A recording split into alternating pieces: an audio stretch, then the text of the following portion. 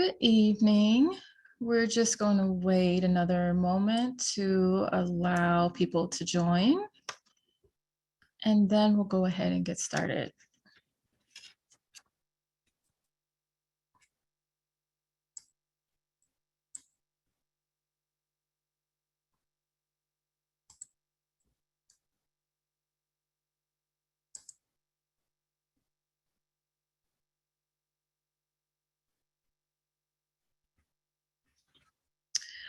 All right, we want to be respectful of everyone's time, so we'll go ahead and get started. Good evening and welcome to tonight's program, celebrating African American Music Month, Songs That Get Us Through. I'm Hermione Bell Henderson. I'm the coordinator of the Business Technology and Periodicals Department at the Milwaukee Public Library. MPL's mission is Inspiration Starts Here. We help people read, learn, and connect. I was passionate about creating this program to celebrate music as a connector and something that can bring us together through the good times and the bad. And of course, to celebrate the contributions of African Americans in music.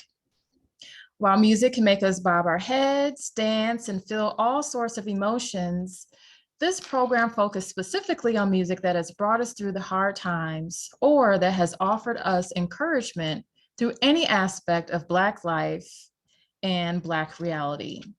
Some of the history concerning these songs may be a bit dark, but truly speak to the resilience of Black life in America. Without further ado, I'd like to introduce you to our wonderful presenter for tonight.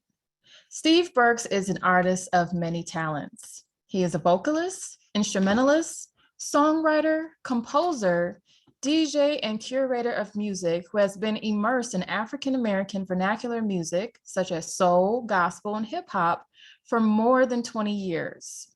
Having earned a Bachelor of Science in Music and a Master of Arts in African American and African Diaspora Studies from Indiana University, Steve has functioned in various professional roles, such as church music direction, solo performance within the cruise industry, and K-12 choral and general music education. Steve has been active in the Milwaukee area as a traveling music teacher for MPS, a music arranger for Hal Leonard, and previously gospel choir director at Marquette University. We will take questions at the end of this presentation, but without further ado, let's welcome our presenter, Steve Burks. Thank you very much for that introduction, Hermione. Good evening to you, and good evening to all of our attendants on today.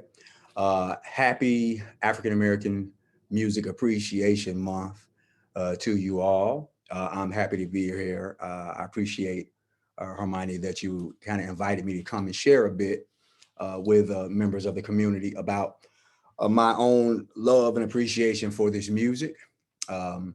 I want to also give thanks to the Milwaukee Public Library for providing this space to have this conversation on tonight. Just a little bit of an overview as to what I'll be doing exactly. You'll notice, you may have noticed about the title, music that gets us through. I, as just one voice or one perspective on Black music, will be speaking to how the music has, basically gotten me through. How it has moved me, how I have benefited from it emotionally, and in some instances, mentally and psychologically. I will be approaching the topic as a whole from a subjective standpoint. So we'll be surveying some clips of a few songs that I think are really some of the greatest songs in the African-American music diaspora, if you will. Normally that term doesn't apply there, but hopefully you know what I mean. But I'm coming from a personal standpoint. So I'll play a few clips and kind of share with you some of my thoughts and feelings about it, about the artists, about the tunes themselves. And hopefully we'll just have a good time kind of reflecting and so forth. But yeah, this is a personal sharing, versus an academic presentation. However, for those of you who are more interested in an in-depth exploration of the music, at the end of the presentation, we will be sharing some resources for you in terms of books and so forth, where you can find out more information if you're really interested in studying it but for me, this is a personal reflection. So before I jump into the clips, I also want to say I just found out that yesterday was the birthday of the late, great Prince Rogers Nelson. So I wanted to acknowledge his memory now, especially with this being Black Music Month. He was one of my primary influences as a musician. And while I'm talking about my primary influences, along with Prince, Quincy Jones is a major influence overall as a composer, band leader, arranger, so forth. He really was a model for me in terms of the recording industry. Two other names I'll give you really quick before we dive in are Luther Vandross, which I imagine some of us have heard of, and also the late, great Donny Hathaway, who I consider to be the greatest soul singer. I should stipulate male soul singer because Queen Aretha graced us with her presence as well. But Donny is, in my mind, certainly top three, one of the greatest vocalists. So those are the people who impacted me most as an artist. Just wanted to say that, as I was thinking about Prince and so forth. All right, so again, as we dive in here, I'm going to share some clips and we'll talk a little bit about the history of some of these tunes and the artists and some of the context, in some instances, socio-historical context for certain tunes. We'll just dive in, but this will be clips based with me giving the gospel according to Steve, so to speak, my own kind of subjective and personal views about these tunes and these artists. Okay, so diving right in, we will begin with the great luminous Stevie Wonder. I thought that this particular tune would be a great way to begin this presentation because for those of you who are not familiar with it, Sir Duke is Stevie's tribute, in a sense, to Black music as a whole. He wrote it as a dedication to the memory of Duke Ellington, who had just passed away, I believe maybe 2 or 3 years prior to Stevie releasing the song. So for him, it was a tribute. And in some interviews, he talked about the background as to why he wrote it. He wanted to acknowledge the people who influenced him.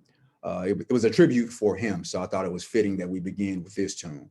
Again, as you can see it on the slide, released in 1976. And one of the phrases that he uses over and over, and you'll hear that, is "you can feel it all over" in the chorus. You can feel it all over. And that's really a chief trait for this music, feeling. I mean, whether it's blues, whether it's gospel, our music is quite emotional, and that's one of the most powerful things about it. So this is, very quickly, Sir Duke by Stevie Wonder. Music knows it is and always will be one of the things that life just won't quit. But here's some of music's pioneers that time will not allow us to forget now. Oh, there's Basie Miller, Timo, and the king of all Sir Duke. And with a voice like Alice ringing out, there's no way the band could lose. You can feel it all over. You can feel it all over, people. You can feel it all over. You can feel it all over, people.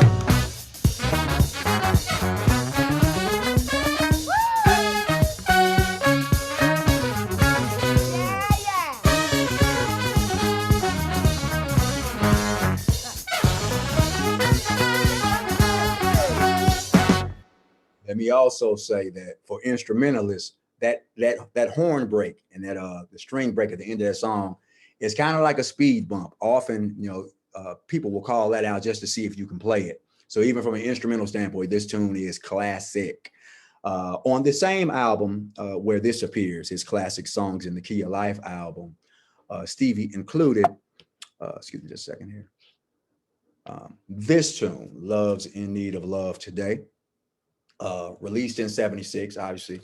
And when I did a little background reading about the tune, I discovered that Stevie was inspired by some of the church radio programs that he listened to when he was a child. And he conceived of this song as a sermon that he was giving to the world about love. And he also said in one interview that in his lead vocal, he aimed to channel the spirit and the energy of Sam Cooke. So I was very struck by that. So anyway, this is a little clip, so you can take a listen to this. Love's in Need of Love Today. And keep in mind Sam Cooke, because we'll be going there right after this. The force of evil plans to make you its possession, and it will if we let it destroy everybody. We all must take precautionary measures. If love and peace you treasure, then you'll hear me when I say, oh, oh, that love in need of love today.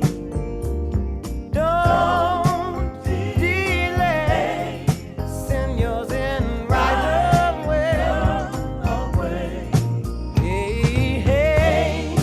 Going round, breaking many hearts.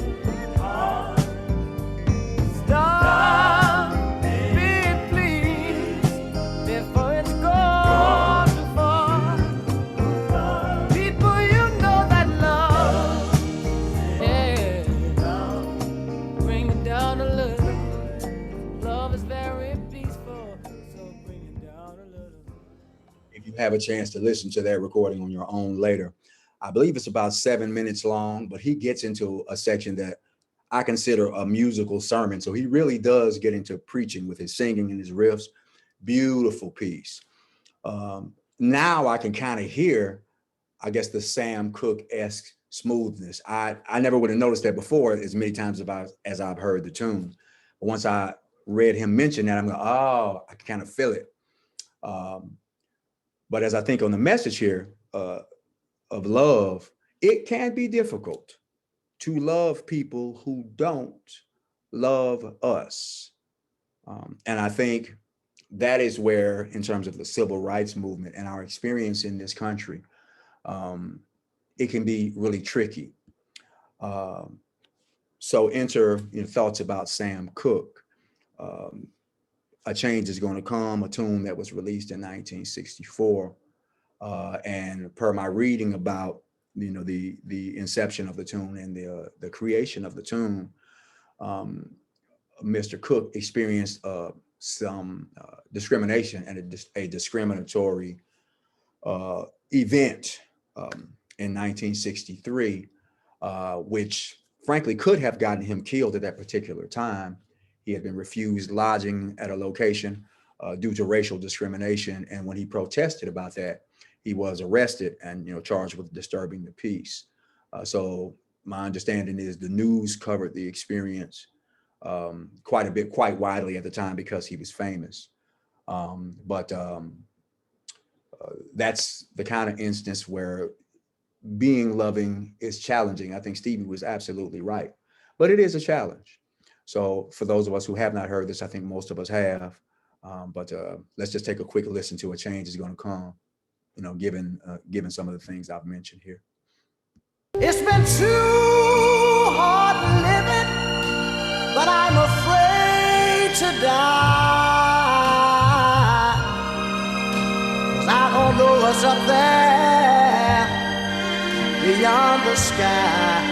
It's been a long time coming, but I know a change gonna come. Oh, yes it will. There've been times that I thought I could last for long, but now I think I'm able to carry on. It's been a long time coming, but I know a change gonna come. Oh,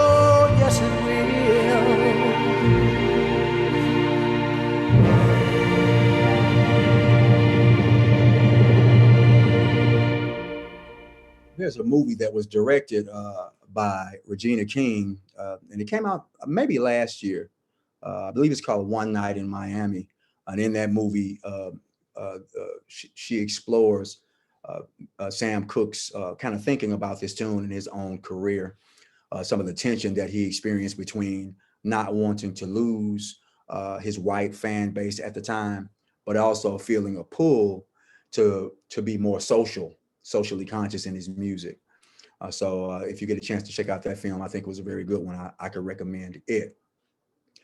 One interesting thing about this tune also for me is that here Sam speaks to change as a future arrival point and a destination. However, the great Mahalia Jackson in our next song spoke to the issue of change or overcoming as something that was previous, a retrospective point of view she took on the topic. And that's interesting given the fact that Mahalia was, 20 years Sam's senior. So I found that a little ironic that, before him, someone spoke of us having gotten over, or at least she spoke for herself probably, but the notion of having overcome even before, Sam's time, so to speak. It's interesting. One person is looking forward and the other is looking back, but both are discussing the inevitability of change. I thought that was really heavy. Briefly here, with regard to how I got over the song, in my research, I discovered that it had actually been released 10 years prior, originally in 1951, by Clara Ward. And the song creation was inspired by an experience that Clara had with her family members and some of her fellow singers while traveling down south. A group of a mob or a group of angry white men approached them in a threatening and a hostile fashion because they were driving a luxury vehicle. So it was a matter of resentment. What are you doing driving this vehicle? And, according to reports, they nearly lost their lives. They certainly could have. So 10 years later, Mahalia came along and made the song her own, speaking of her own experiences, as you'll kind of hear, in the tenor and the vibration of the recording. So I just wanted to give a little bit of background about that. And so again, this is how I got over the cover by Mahalia Jackson, originally recorded in 1951 by Clara Ward. And I want to thank him for how he brought me. And I want to thank God for how he taught me. Oh, thank my God how he kept me. And I'm going to thank him because he never left me. And I'm going to thank God for old-time religion. And I'm going to thank him for giving me a vision. Tell me how I made it over. No. I had a mighty hard time coming on over. But my soul, look back and wonder, how did I make it over? Tell me how I got over. No. I've been falling and rising all these years. But my soul, look back and wonder, how did I make it over? Researching for the song, I thought about her question. How did we make it over? How do we get over, as a community of people? And a couple of things came to mind. Number one, through our faith, certainly, for our awareness of realities bigger than ourselves. But I think the second reason why we have gotten over historically and we continue to get over is through activism. There is a verse in the Bible that reads something along the lines of faith without works is dead. And I think as African Americans, we certainly understand that combination. We certainly understand historically and at present, the need to do both in religious, spiritual terms, to pray and work.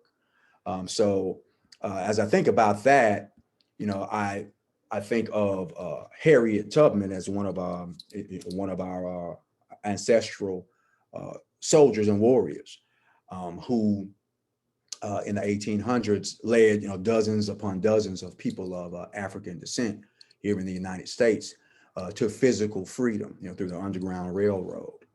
Cynthia Erivo, who is an English native of Nigerian heritage, actually recorded a tune in 2019 that's a kind of tribute to Harriet, and the lyrics are written from the first person standpoint of Harriet Tubman herself.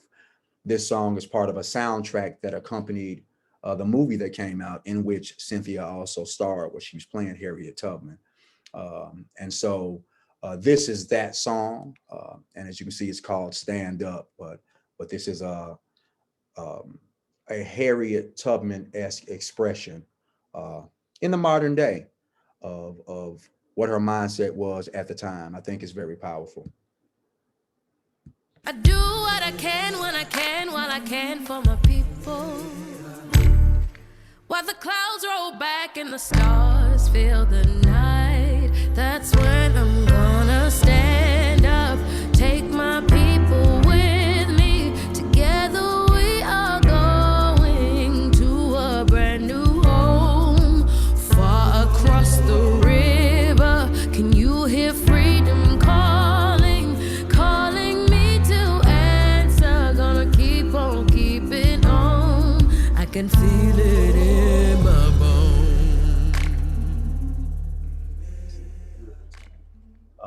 I thought it was very cool. I think rather it's very cool that Cynthia is not American, but she makes her contribution to really the body and the breath of Black music. It reminded me that we are, in fact, a diasporic community. We are focusing primarily on, American, Black American artists, but this is just a little reminder for me. We're all over, not we didn't just land in this continent, so to speak. Speaking of artists who were not from America but made a very significant contribution to the body and the breath of Black music, Bob Marley, his Redemption song, released in 1980. It was a couple of things that I found very striking about the background on this particular tune. Number one, I was not aware that the lyrics borrow from a speech that was given by the Pan-Africanist Marcus Garvey. And pardon me for consulting notes here. I want to give you the title of it. I believe the title of the speech that Garvey gave, from which Bob took inspiration for some of his lyrics, is called "The Work That Has Been Done." So that's the first thing that really struck me. The next thing was I learned that he was actually, Bob Marley rather, was actually battling cancer at the time when he penned this song. And I'm led to understand that he passed away just 1 year after this tune. I believe this was the very last tune that he wrote. So this was one of his last public musical statements, if you will. So for those who are not familiar with it, this is Redemption Song. Emancipate yourselves from mental slavery. None but ourselves can free our minds. Have no fear for atomic energy, 'cause none of them can stop the time. How long shall they kill our prophets while we stand aside and look? Ooh, some say it's just a part of it. We've got to fulfill the book. Won't you help to sing these songs of freedom? 'Cause all I ever have,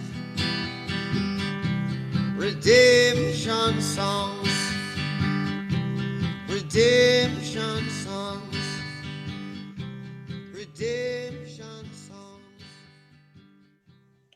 So now that I know kind of where his mind was, at least partially, when he penned that, very personal, it causes me to listen to it in a different way. Speaking of artists' personal experience informing their tunes, Enter the late, great Donny Hathaway. This tune, Someday We'll All Be Free, released in 1973, is a really strong example of a piece that began on a personal basis, but took on a broader and a larger social significance after the fact. Lyricist Edward Howard, who wrote the text, reports that at the time, Mr. Hathaway was having a very difficult time. I believe he was battling depression or just kind of really going through it, mentally, emotionally, psycho-emotionally, having a tough way to go. And so Howard penned the tune in order essentially to encourage Donny or to help him get through, if I can nod to the title of this presentation. So he wrote the text, and I'm led to understand that Donny actually arranged the music and came up with the melodic conception. And according to reports, after the song was finished in the studio while they were recording, when the final mix was complete and it was played back and Donny heard it, it led him to shed tears. So very, very personal moment that the man experienced that is shared with us in the form of this recording. I'll also say before I play this clip that Howard has said in interviews that even though the world, the larger community, has claimed this song as a larger statement, someday we'll all be free, as in the people on planet Earth, so to speak, or people of African descent, whomever, that was not his intention, but he said he's glad to see that it has taken on a significance for a broader group of people. But initially, it began very specifically for Hathaway himself.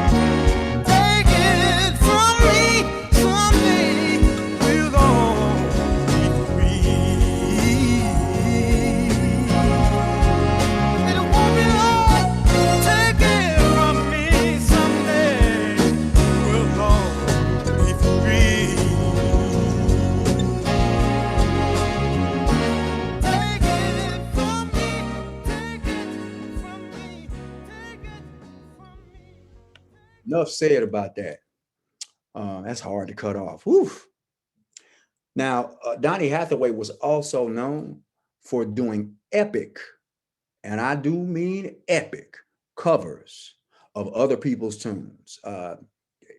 Sometimes he'd do other people's tunes, in my opinion, again, as I started off saying, this is to some extent subjective, better than the originals. I would not have wanted Donny to cover my tune because I'd have been like, oh man, he's gonna smash my version.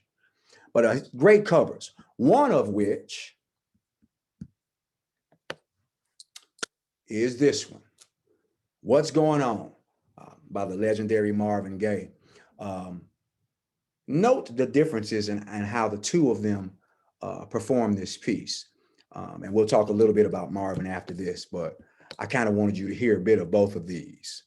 You know we've got to find a way to bring some love in here today. Oh, picket lines and picket signs. Don't punish me with brutality. Talk to me so you can see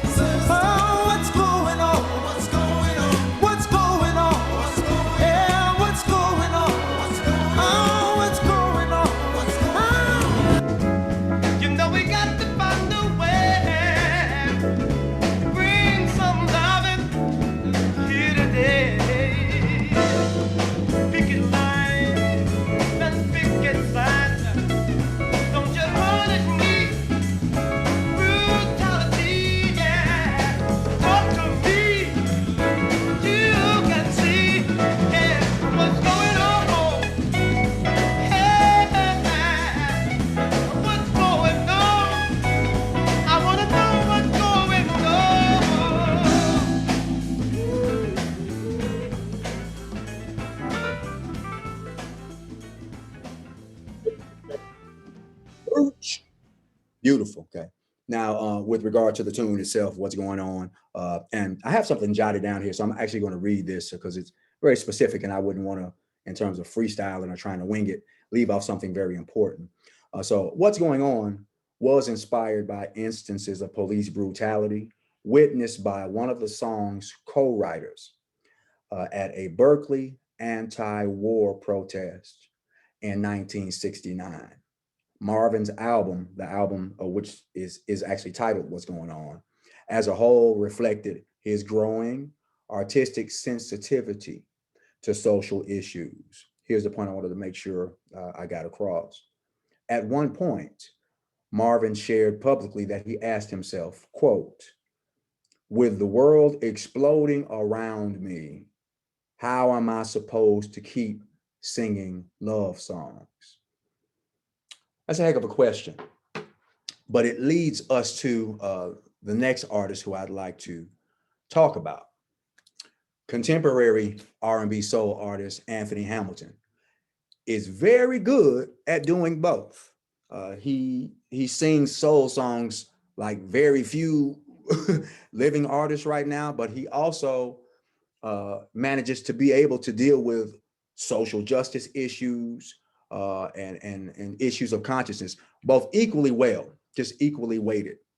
This song, released in 2005, is an excellent example of that. As you can see, it's called Ain't Nobody Worrying. I will mention here that in some of his interviews, he talked about, with regard to the album, which had the same name, and this single, that he was very intentional and deliberate about that, touching on things that haven't changed. By things, he meant just social issues, all of the isms, so to speak. So this is Ain't Nobody Worrying. When the tears start to fall and you can't see your way, just will carry on. Come on, Judgment Day. You don't have to mourn, help's on the way. 'Cause ain't nobody worrying no more, no more, no more, no more, no more. When the tears start to fall and you can't see your way, and the judge will carry on. Come on, Judgment Day. Don't have to mourn no more. Help is on the way. Ain't nobody worrying. Yes, indeed. Another socially conscious song from some time prior, To Be Young, Gifted, and Black, penned and originally recorded by Nina Simone, speaks very deliberately and intentionally to African-American youth of the time, released in 1969. It was dedicated to the memory of Lorraine Hansberry, the great playwright who had passed away not too long before the piece came out. And the expression "to be young, gifted, and Black" was taken from, I'm led to understand, a speech that Hansberry gave to the United Negro Fund. I believe there was something for writers that had been sponsored, and Hansberry spoke to them. And she used that expression in one of the excerpts. I think it was something along the lines of, "To be young and gifted," and I paraphrase, "To be young and gifted is a wonderful thing, but how even more so to be young, gifted, and Black." And apparently this really struck Nina as a tribute to Hansberry after she transitioned. This tune was penned. It was covered by a number of folks, but we're going to move into Queen Aretha shortly here, and this is a good segue for that.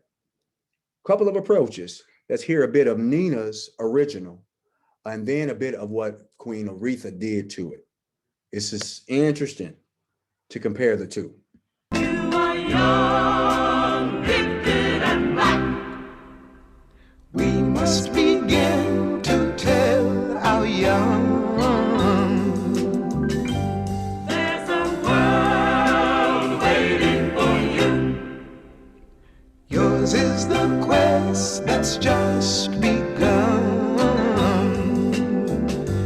When you're feeling real low, yeah, there's a great truth that you should know.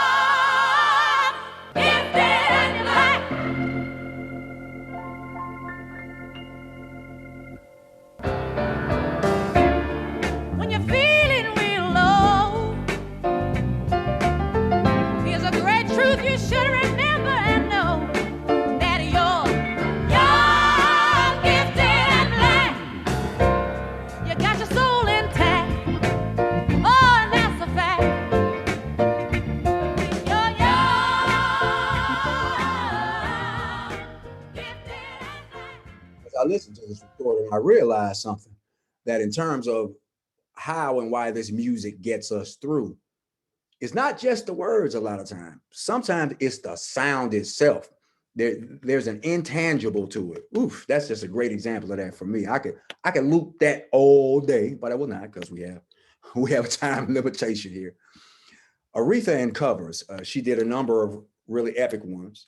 I'm sure nobody on earth has not heard this song before, but some interesting perspectives about respect by Aretha. I did not know until recently that it was a cover, actually, originally recorded by the great R&B singer of the time, Otis Redding, and lyrically it was reworked to Aretha's sort of point of view.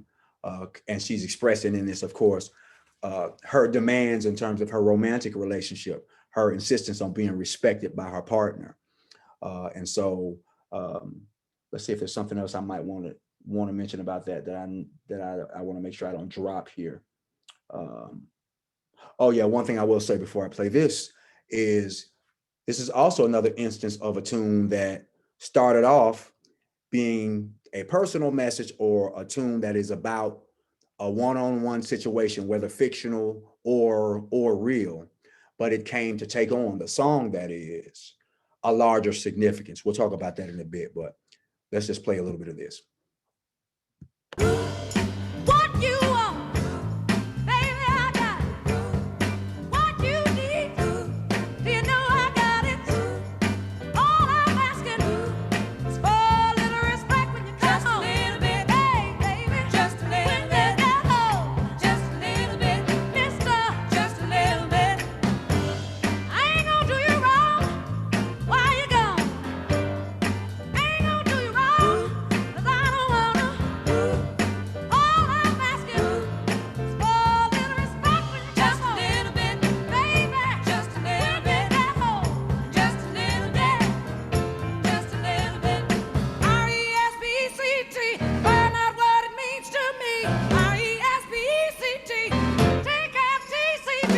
Sock it to me, sock it to me, sock it to me, little rich way. Sock it to me, sock it to me, sock it to me. Woo, hey, little rich way. Just a little bit. I'll get tired. Just a little bit. Keep on trying. Just a little bit. You're running out of food. Just a little bit. And I ain't lying. Just a little bit. Respect when you come home. Or you might walk in and find out alone. Just a little. I got to hide. He said, "You're running out of fools, and I ain't lying." I was like, "Ooh!" And very quickly before I move on to our next clip, I mentioned a little bit before about songs starting off being personal and then taking on a larger social significance. This is definitely one of those tunes. Now the song "Respect" is associated with feminism. It has been claimed by the broader community of women in the United States, potentially internationally. But one thing I want to say about this is, I identify as male, and obviously I'm not an African-American woman, but from my observations and the things that African-American women have shared with me from time to time, Black women fight on dual fronts quite often.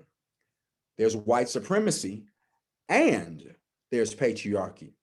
Okay, so for me, I can very easily conceive of a song, this particular song by Queen Aretha, being something that gets us through, us as in African-American women, because they deal with both fronts. They deal with issues with men, frankly, as well as issues of race. So I think that both of those realities, both components here need to be acknowledged, associated with this tune. Now, let's jump ahead about 36 years from this point to this artist.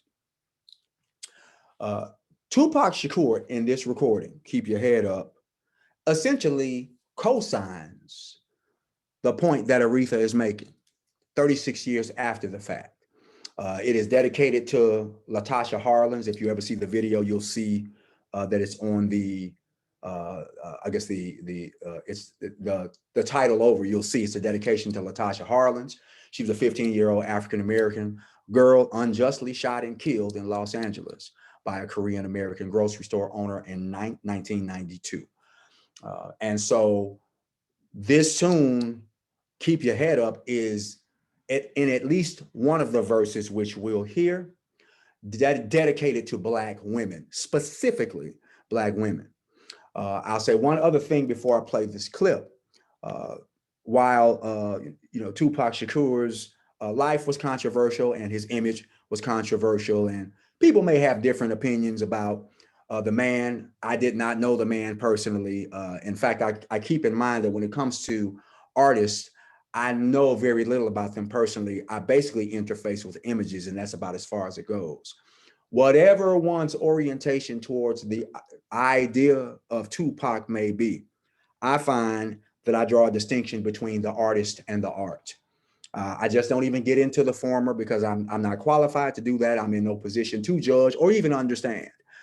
And so this particular song, as an expression from him, definitely has the power to get us through. Once again, us being, I think, Black women in this case. If you haven't heard it, when you hear some of the things he has to say, you may begin to understand why I say that. Many sisters in the community who are hip hop heads and who interface with this music appreciate this song in a very particular way. So, it may be a cultural thing. Not everyone can relate to it culturally or musically. But what Aretha says, Tupac co-signs right here. Some say the blacker the better, the sweeter the juice. I say the darker the flesh and the deeper the roots. I give a holler to my sisters on welfare. Tupac cares if don't nobody else care. And I know they like to beat you down a lot. When you come around the block, brothers clown a lot. But please don't cry, dry your eyes, never let up. Forgive but don't forget, girl, keep your head up. And when he tells you you ain't nothing, don't believe him. And if you can't learn to love you, you should leave him. Cause sister, you don't need him. And I ain't trying to gas you up, I just call him how I see. You know what makes me unhappy? That when brothers make babies and leave a young mother to be unhappy. And since we all came from a woman, got our name from a woman, and I came from a woman, I think it's time to kill for our women, time to heal our women, be real to our women. And if we don't, we'll have a race of babies that will hate the ladies that make the babies. And since a man can't make one, he has no right to tell a woman when and where to create one. So will the real men get up? I know you're fed up, ladies. Keep your head up. Ooh, child, things are gonna get easy. Keep your head up. Ooh, child, things will get brighter. It speaks for itself, y'all. I need to be cognizant of the time. We're getting kind of close to the end here, so we will move on, but I'll cut down a bit on the asides and the editorials.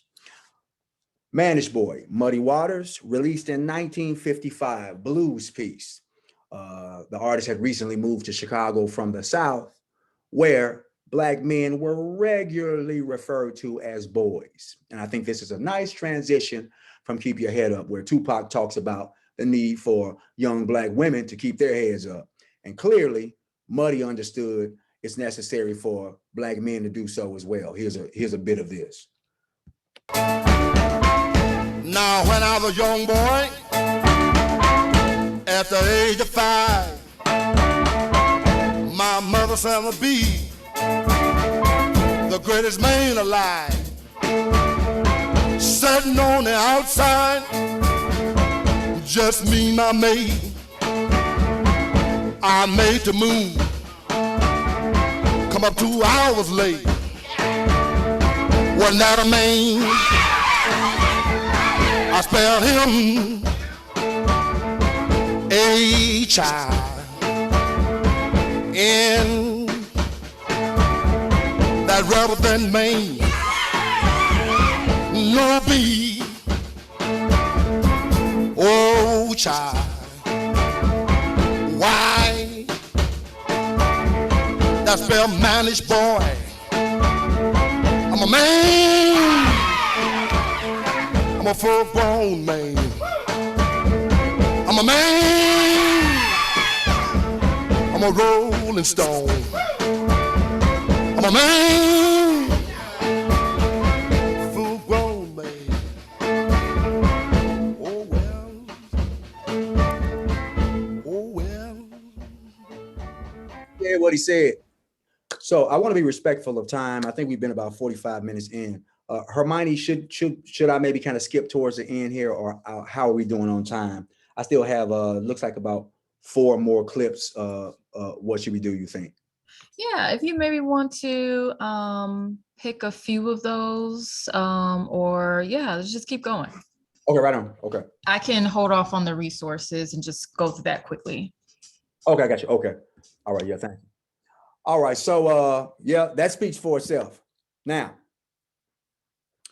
Anderson .Paak, rap artist, instrumentalist, extraordinaire, excellent artist.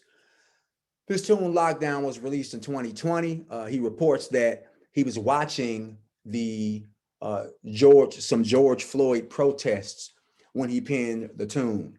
And I thought of it when I was listening to Managed Boy, because the same tendency by the gaze of white supremacy to view not just Black men, but for the purposes of this statement, Black men as less than, is what led to the George Floyd killing. So once again, there's a connection there. This song also speaks for itself. Pure bars. Check it.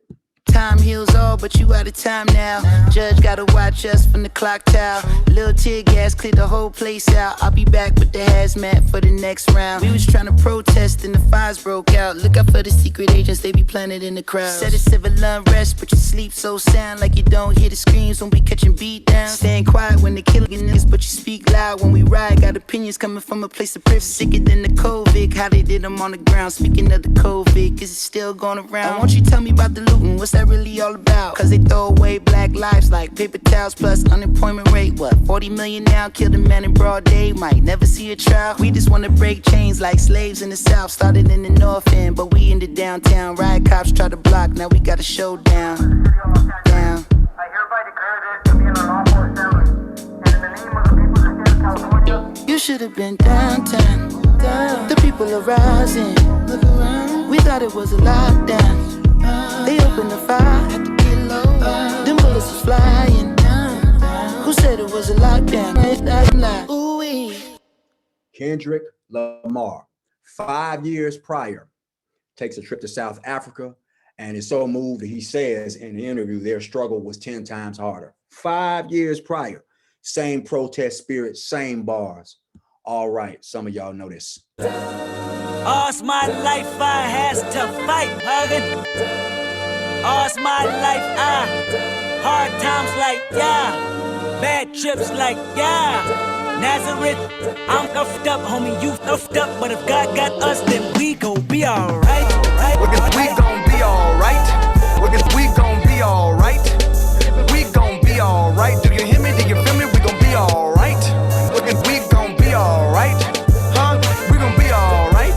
We gon' be alright. Do you hear me? Do you feel me? We gon' be alright. We been hurt, been down before. When our pride was low, looking at the world like, where do we go? And we hate po-po, wanna kill us dead in the street for sure. I'm at the preacher's door, my knees getting weak and my gun might blow, but we gon' be alright. It speaks for itself. I believe we gonna be all right. Interestingly enough, that sentiment is the same sentiment in its own way that we've heard echoed from several of these artists. That's what Mahalia was saying. That's what Sam was saying. That is what Stevie says. Other generations say it in their own way, but essentially it's the same message. We have 2 more clips here before we conclude this presentation as far as the music goes. The year 2000, India Ari released this song. I thought of it because it is a kind of prayer. So Let It Be is an English translation for Amen. And I thought to myself when I was listening to these messages, putting this stuff together, we gonna be all right, how we got over, a change is gonna come. I thought to myself, Amen, let that be so. Let it be so. And I love the way she says that here. Close my eyes and I think of all the things that I want to see. 'Cause I know now that I've opened up my heart, I know that anything I want can be. Oh, let it be.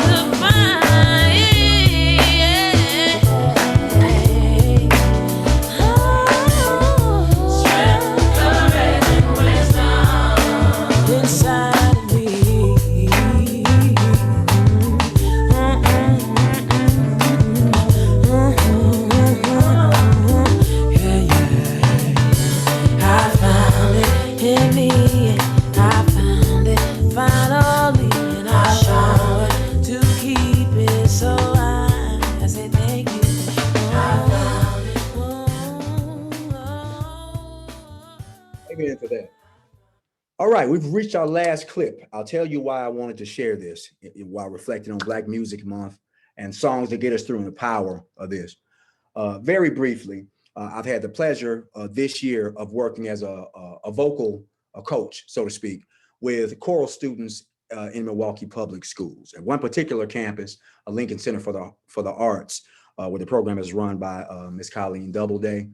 Students loved this tune by Andra Day, Rise Up. And I must confess, I wasn't familiar with it prior to having them sing it or hearing them sing it when I was working with the program. They sounded so beautiful when they did it. I was so deeply moved that I recorded a bit of it. And I would like members of our community to hear just a bit of that because it gives me hope. And when Kendrick says, we're gonna be all right, we really are. I have hope for the future when I hear this. So this is a Rise Up by Andra Day, in a sense, featuring the 8th grade choral students of Lincoln Center for the Arts here at MPS. Move mountains, we gon' walk it out and move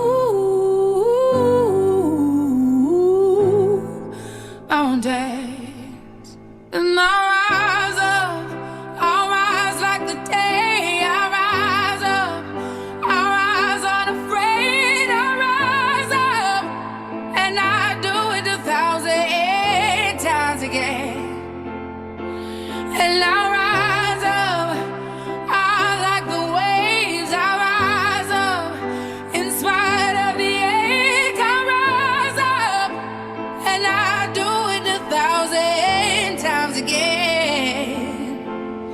You,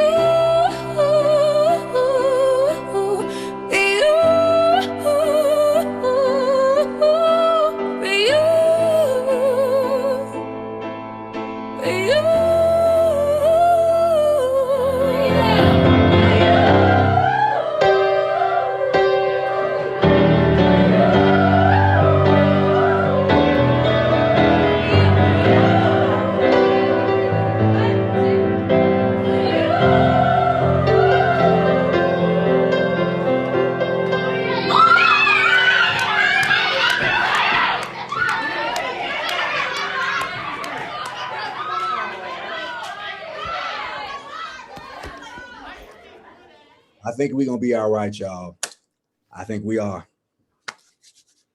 Well, thank you. That was definitely a great way to end the program with our youth of tomorrow and you sharing your work with them. So thank you for a great presentation.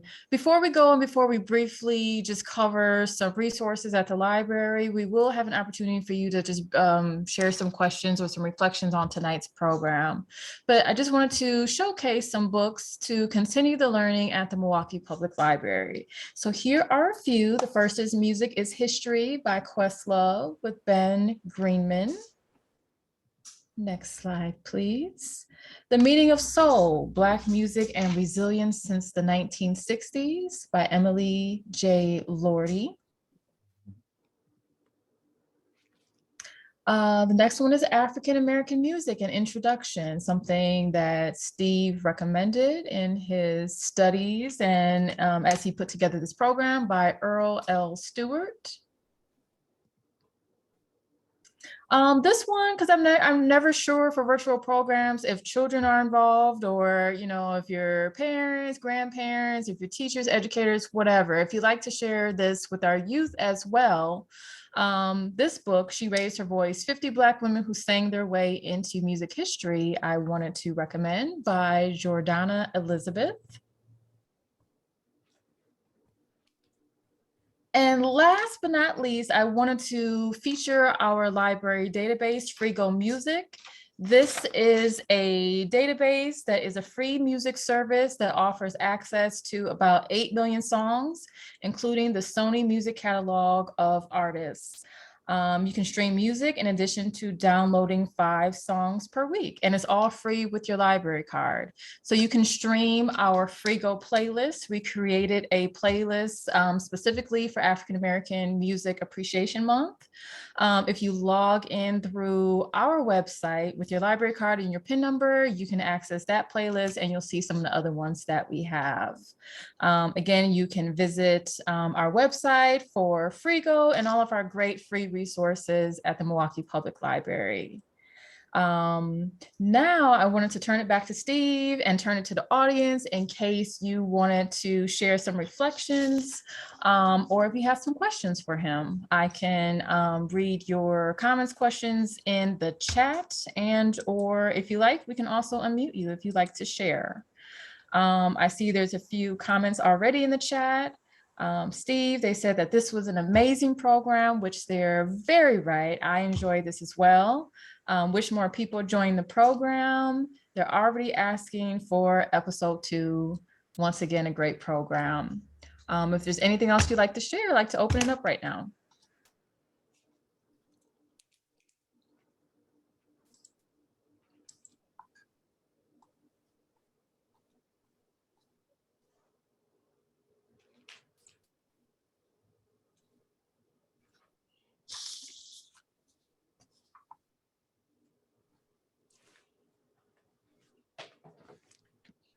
No questions coming in.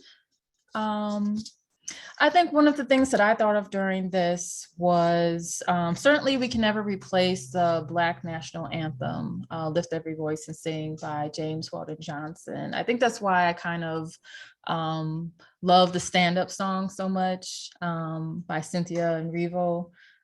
Because I'm hearing, especially as I listen to it, a lot of people are calling that like a new age anthem. What are your thoughts about that? That's actually an excellent observation. Because I'm hearing a song in my head now. I'm going through kind of, quickly going through the lyrics. I know that musically it certainly has the kind of grandeur where it's worthy of that kind of representation. Lyrically, yeah, I agree. Actually, I hadn't heard that discussion. You're saying that that's something that has been floated kind of in the community. Wow. Yeah. Well, I would welcome it, like yourself, no disrespect to, what the original piece does.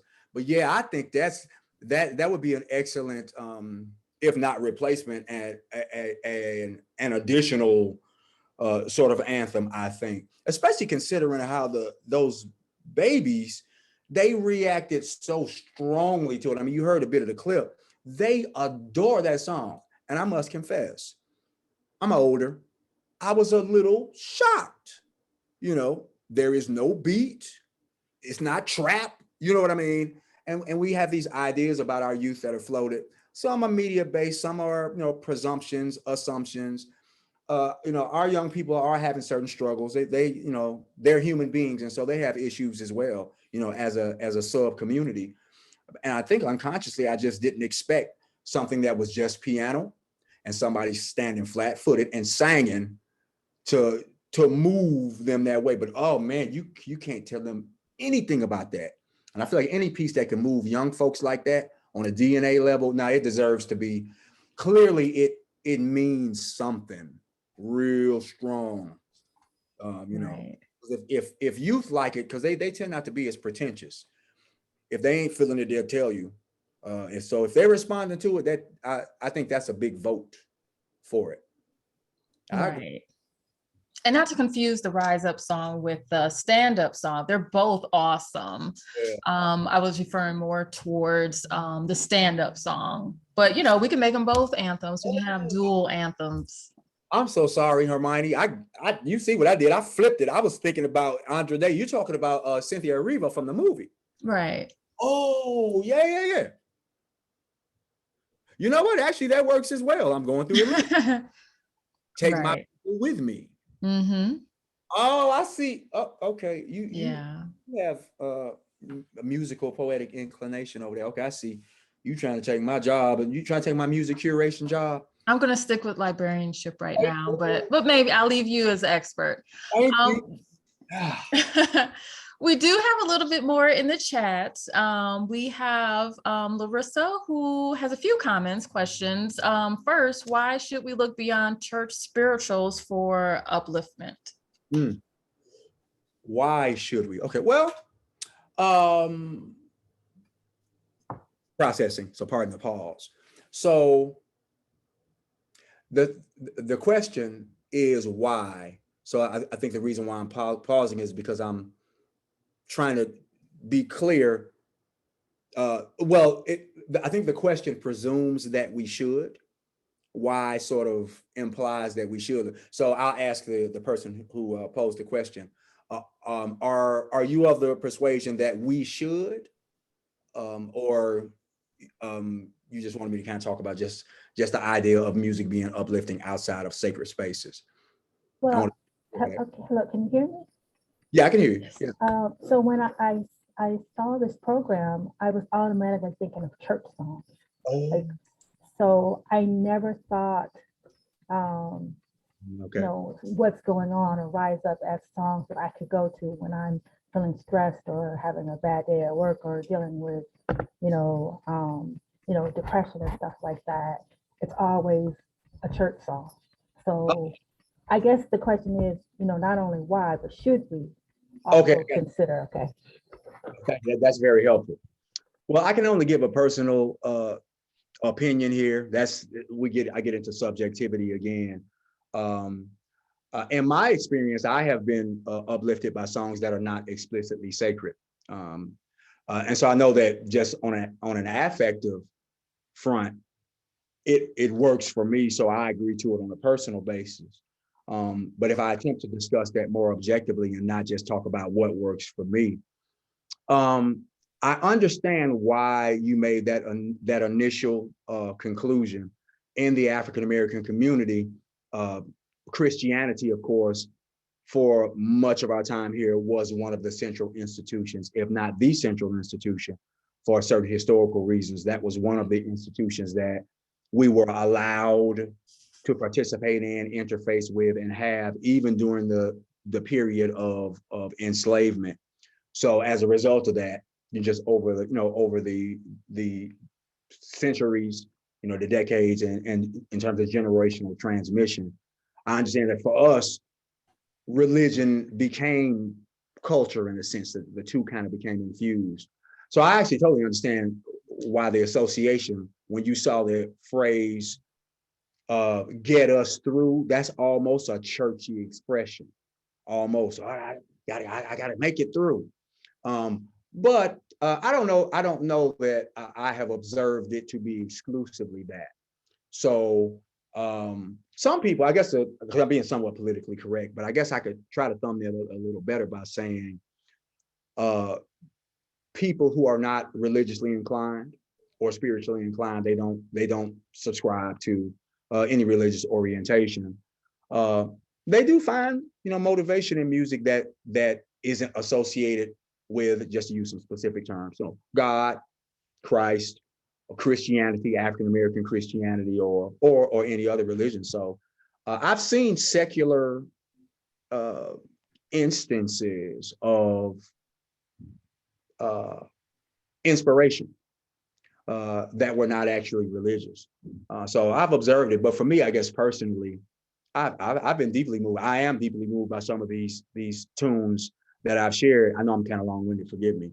I will say this too, though, and you probably noticed this, even among some of those secular pieces, the artists have spiritual inclinations, regardless as to what the song's doing.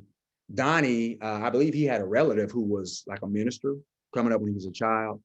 So sometimes, even though the tune is secular, the essence of it is spiritual.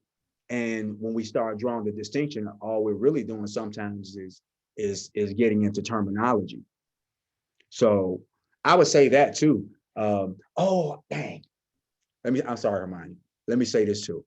I have a professor, Dr. Burnham, Melanie Burnham, down at Indiana University, with whom I studied, who is an expert in gospel music, talks a lot about the sacred secular vacillation in the African American community, which is to say a lot of times we don't have a hard partition between the two. Just historically, it's a weird, there's a merge. And so this may be an instance of that showing up even in the music space. Some of us being moved by music that's not technically Christian music, but yet, we're still moved. So some bleed over, I think. But I hope that addresses what you were really trying to get at, Larissa. But thank you for your question. Yes, it does. Thank you. Yeah. She also asked, does Juneteenth have an anthem? I'm not aware that it is. Do you know, Steve? And then she asked, could Rise Up be that theme? So you have another taker for Rise Up. Yeah, that would be really good. I think both of those tunes. In fact, I think that Rise Up, because it's more contemporary in its sentiment, because stand up is associated with a historical figure. Even the language of Rise Up is more, this is not a real adjective, but I'm going to invent one. Contemporarily relevant. so those words are, they're not historically rooted at all. I mean, Rise Up specifically. I think that would be an excellent choice. Man, y'all got all these curators. Dang, y'all trying to take my job. So yeah, but I think that would be a great choice. I don't know how we make it happen though. Maybe just, I don't know if is there a conference of African American school districts, K-12 school districts, the national conference. I don't know how we do it, but I vote yes. I'm not sure, but maybe if we all go down to Juneteenth and celebrate in our own ways, because it is coming up. Yeah. We can talk to some of the organizers and see what's happening. But yeah, definitely anything to support the culture, support the cause, and lift us up is something positive that we should all move forward towards. I totally agree. Well, if there are no other questions, I see nothing else in the chat. And if there are no other reflections, questions, comments, once again, I'd like to just invite you to check out the playlist for African American Music Month. A lot of the artists that were featured in the program are on there.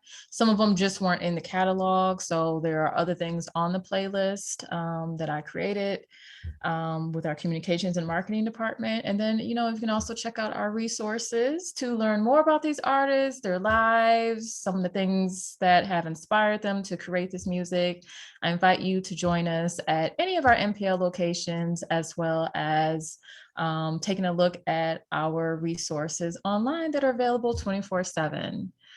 With that, once again, thank you all for joining us for tonight's program to celebrate African American Music Month. Thank you for spending a little extra time with us and a little extra time with Steve. And last but not least, of course, I'd like to thank you, Mr. Burks, for such a wonderful program, for sharing your expertise and for sharing these clips and histories. I've learned some things myself. So thank you. And you never know, we might do this again. But until next time, thank you all. Yeah, have a good one, everybody. Thank you, Hermione. All right. Have a good night.